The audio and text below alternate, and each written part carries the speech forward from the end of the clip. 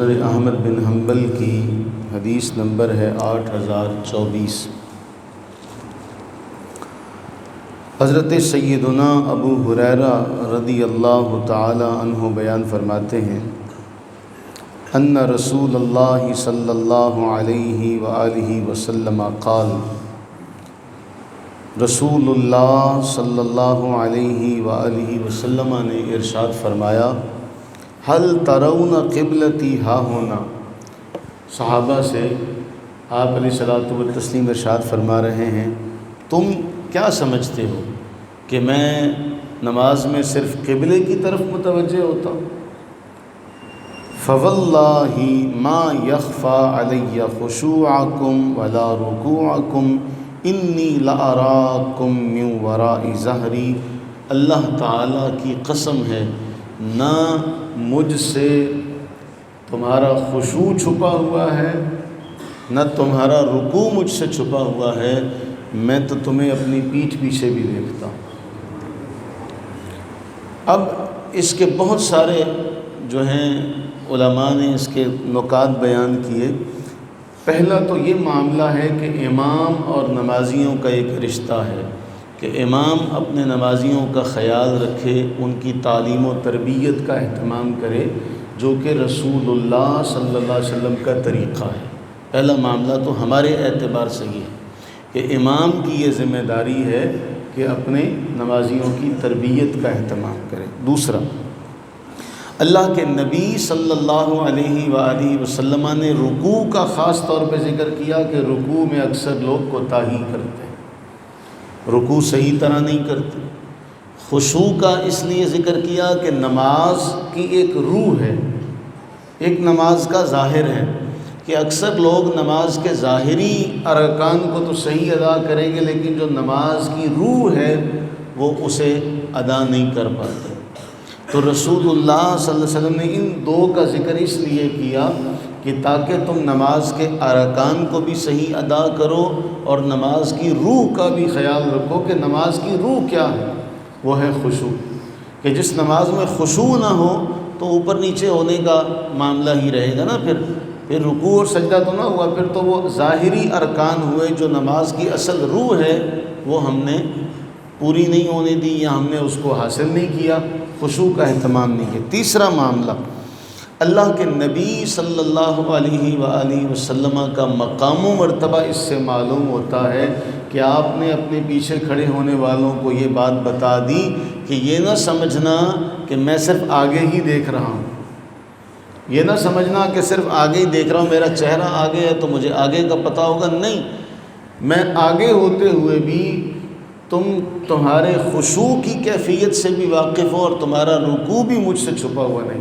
اچھا، پھر اس کی محدثین نے بہت سارے ابہامات کو بھی دور کیا، بہت سارے توہمات کو دور کیا، کہ کسی نے کہا کہ جی نبی سرور عالم صلی اللہ علیہ وسلم یوں دیکھ لیتے ہوں گے کنکھیوں سے، تو اس کی بھی پھر علماء نے تردید کی کہ ایسا اللہ کے نبی علیہ الصلوۃ والسلام کے مقام و مرتبے کے لائق نہیں ہے۔ دوسرا، پھر بعض نے یہ کہا کہ جی شاید آپ کی جو مہر نبوت تھی اس میں کوئی آنکھ ہوگی، اس کی بھی علماء نے نفی فرمائی۔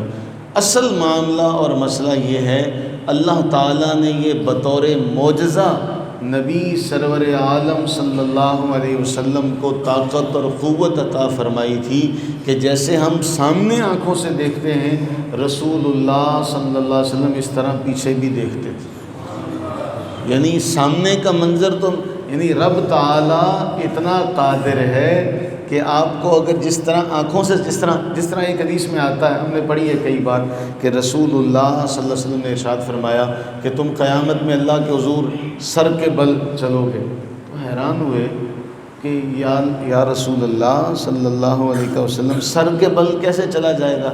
فرمایا جو اللہ پاؤں کے اوپر چلا سکتا ہے وہ سر کے بل بھی چلا سکتا ہے۔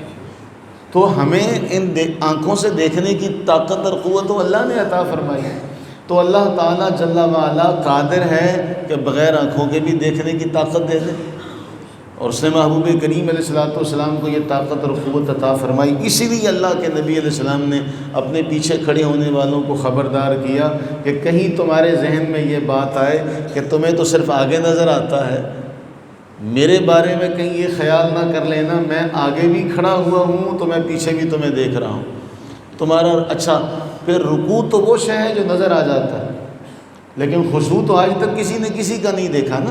اللہ کے نبی علیہ السلام کی ایک حدیث ہے سنن ابو داؤد میں کہ نماز ایک ہی نماز میں سارے حاضر ہوتے ہیں، لیکن کسی کو نماز کے ثواب میں 10واں حصہ ملتا ہے، کسی کو 9واں حصہ، کسی کو 8واں، کسی کو 7واں، کسی کو 6واں، کسی کو 5واں، 4تھا، تیسرا. کیوں؟ ہر ایک اپنی نیت کے اعتبار سے ثواب لے رہا ہے. اب کسی کی کیا نیت ہے، کوئی کام سے آیا ہے، کوئی مطلب کے لیے آیا ہے، کوئی خشوع خضوع کے ساتھ آیا، کوئی نہیں جانتا. کوئی کسی کے بارے میں یہ فیصلہ نہیں کر سکتا. اللہ کے نبی علیہ السلام نے یہ ابہام بھی دور کر دیا کہ تم تو میرے سامنے کھلی کتاب کی طرح ہو. جو تمہارے دماغ میں چل رہا ہے، جو تمہارے سینوں میں چل رہا ہے، مجھے تو اس کی بھی خبر ہے. نہ تمہارا خشوع مجھ سے چھپا، نہ تمہارا رکوع مجھ سے چھپا. تو رسول اللہ صلی اللہ علیہ وسلم نے خبردار کر دیا کہ میرے پاس آؤ، میرے پیچھے کھڑے ہو تو پھر اپنا ظاہر و باطن دونوں صاف کر کے آؤ، اپنا ظاہر و باطن دونوں.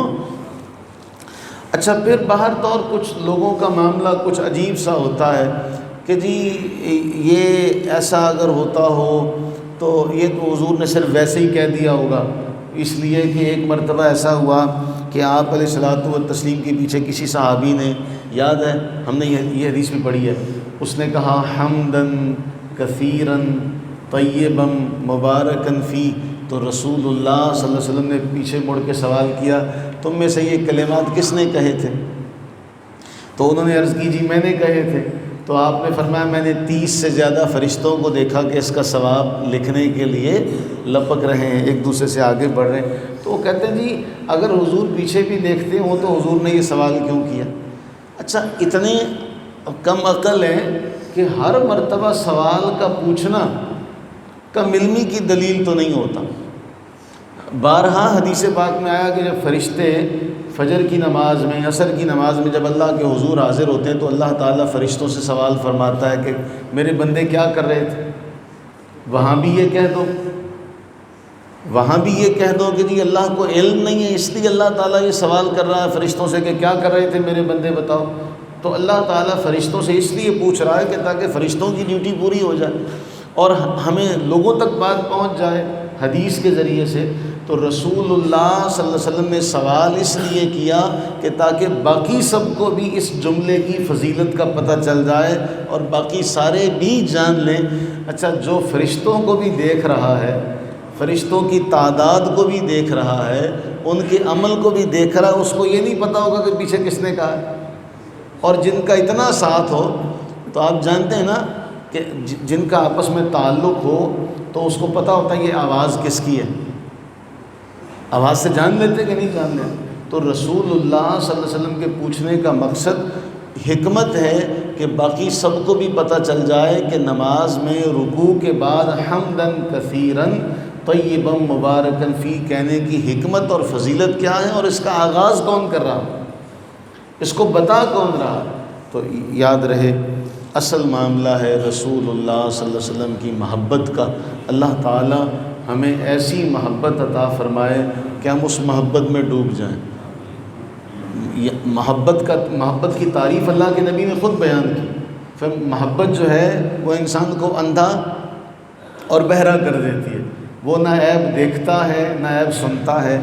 اگر عام محبت میں انسان اندھا بھی ہو جاتا ہے، بہرا بھی ہو جاتا ہے، تو رسول اللہ صلی اللہ علیہ وسلم تو ایسی ذات ہے خلقت مبرأ من کل عیب.